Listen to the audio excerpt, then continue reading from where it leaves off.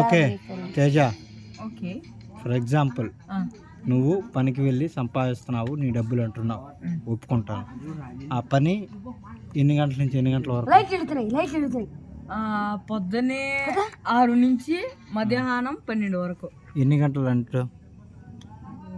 12 - 6 6 గంటలు. 6 గంటలకి ఎంత సంపాదిస్తున్నావు? 500. ఆఫ్ చేయరా ఏంట్రా? ఓకే హే నువ్వు వెళ్ళరా. ఓకే 6 గంటలకి 500.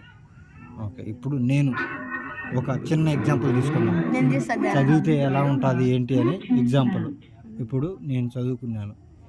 నేను ఫస్ట్ పనికి పోయినప్పుడు నిమ్మకాయలు ఏరేది చిన్నప్పుడు, ఒక 6వ తరగతి అనుకుంటా అప్పుడు, లేదా ఎప్పుడు నాకు కూడా తెలియదు.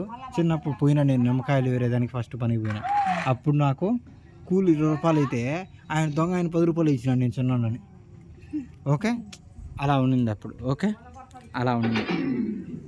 చూడు తేజ, నేను క్లాసులు చెప్తాను, పాఠాలు చెప్తాను. ఒక గంటకి ఎంత వస్తుంది? నేను పని చేస్తాను.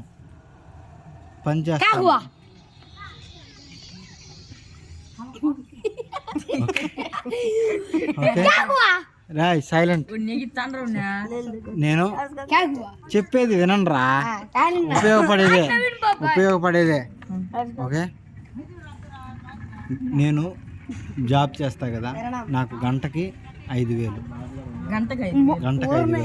ఓకే, జాబ్ చేస్తే గంటకి 5,000 నాకు, ఒక గంటకి. అదే నేను పాఠం చెప్పినా అనుకో గంటకి 2,000.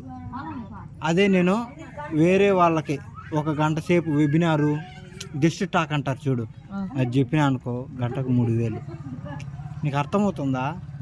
ఇట్లా అప్పుడప్పుడు పనికి పోవడం ఓకే, ఒప్పుకుంటా, కానీ మన ఫోకస్ అంతా చదువు మీదే ఉండాలి. చదువులో కానీ ముందు వచ్చి మనం ఇంకా స్కిల్స్ నాలెడ్జ్ అంతా పెంచుకొని జాబ్ తెచ్చుకున్నావు అనుకో, అప్పుడు నువ్వు అర్థం చేసుకో, ఒక రోజంతా పనిచేసి నీకు ఎంత వచ్చదో ఒక గంట పని చేసి నీకు వచ్చేస్తుంది, ఒక గంట జాబ్ చేసి వచ్చేస్తుంది నీకు.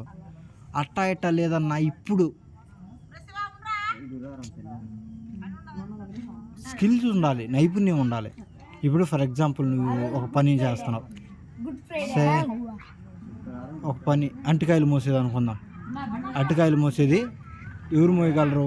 ఎవరైతే బరువు మోయగలరో, ఎవరికైతే ఒంట్లో శక్తి ఉంటుందో వాళ్ళంతా చేయగలరు. అందులో నీ స్పెషాలిటీ ఏముండదు? నీ స్పెషాలిటీ లేదు. ఇంకొకరు చేసే పని నువ్వు చేస్తున్నావు, నువ్వు చేసే పని ఇంకొకరు చేయగలుగుతున్నారు. ఓకే, అదే మనం చదువుకొని మన నైపుణ్యము, మన నాలెడ్జ్, టాలెంట్ ఉపయోగించి ఏదైనా పని చేస్తే అప్పుడు మనకు గుర్తింపు ఉంటుంది, మన డిమాండ్ ఉంటుంది. డిమాండ్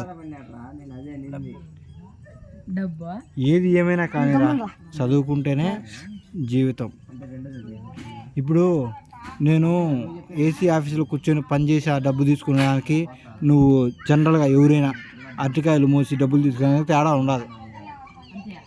ఎంతవరకు మోసి తీసుకుంటాము? ఆరోగ్యం ఉన్నంతవరకు. ఇప్పుడు మన నాన్నగారే తీసుకుందాం, మన ఊర్లో చాలా మంది ముసలి వాళ్ళు వీళ్ళు ఉన్నారు. కీళ్ళ నొప్పులు అంటున్నారు, కాళ్ళ నొప్పులు అంటారు, నడువు నొప్పులు అంటున్నారు. ఎందుకు? చిన్నప్పటి నుంచి కష్టం చేసి అట్టా ఎట్టా వాళ్ళ ఎముకలన్నీ అట్లా అరిగిపోతూ అట్టా ఎట్టా అన్నీ. అర్థమవుతుందా? మనకు పరిస్థితి రాకూడదనే కదా వాళ్ళంతా కష్టం చేసింది మనం చదివిపిస్తుంది. అలాంటప్పుడు మనం కూడా చదువుతాంలే అని నేను అర్థం చేసుకోగలను, కానీ నా వంతు నేను చెప్తున్నాను మీకు. మీరు ఇప్పుడు ఏదైతే కష్టపడి సంపాదిస్తున్నారో అది మీరు సెకండ్లలో సంపాదిస్తారు, బాగా చదువుకొని బాగుంటే. సరేనా? ఓకే, అందరూ బాగా చదువుకోవాలి. ఓకేనా?